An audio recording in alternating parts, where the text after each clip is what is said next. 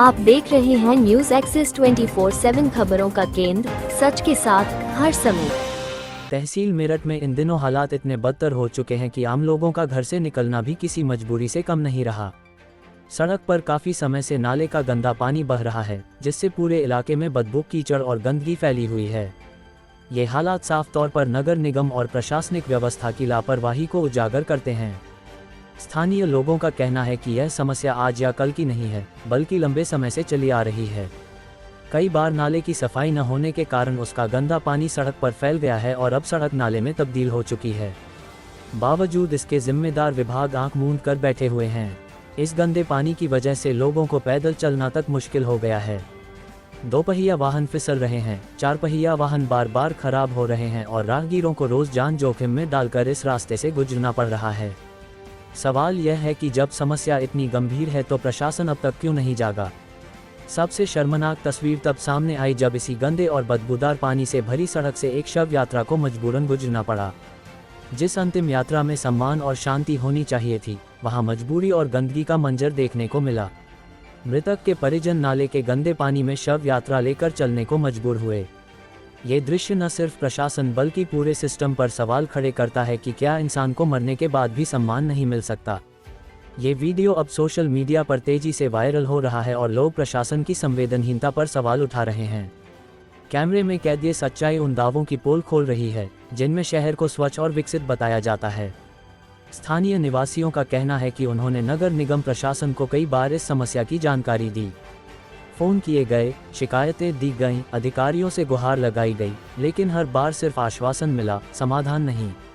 लोगों का आरोप है कि निगम कर्मचारी कभी कभार आकर स्थिति देखकर चले जाते हैं, लेकिन न तो नाले की ठीक से सफाई होती है और न ही पानी की निकासी की कोई स्थायी व्यवस्था की जाती है। इस गंदे पानी के कारण इलाके में मच्छरों का प्रकोप बढ़ गया है और बीमारियों का खतरा लगातार मंडरा रहा है। बच्चों, बुजुर्गों और महिलाओं के लिए ये स्थिति और भी खतरनाक बनती जा रही है। बारिश के दिनों में हालात और ज़्यादा खराब हो जाते हैं।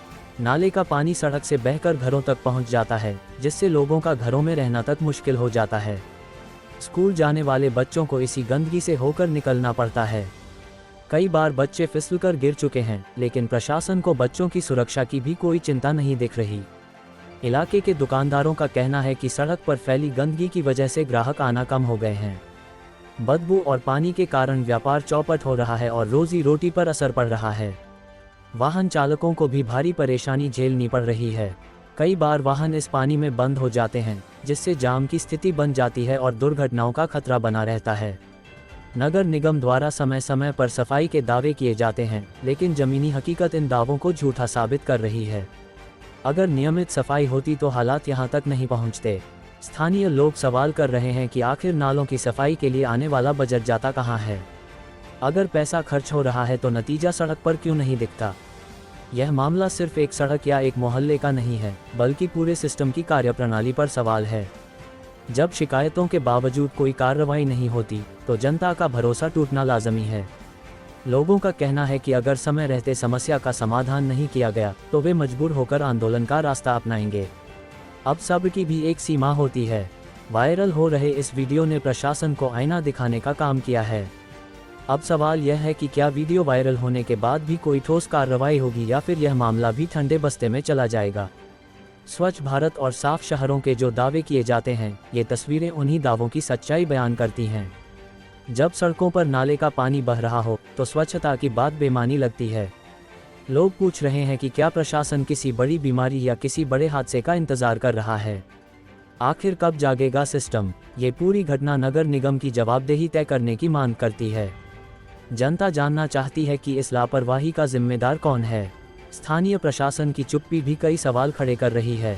अगर समस्या की जानकारी है तो कार्रवाई क्यों नहीं, और अगर जानकारी नहीं है तो यह और भी गंभीर मामला है।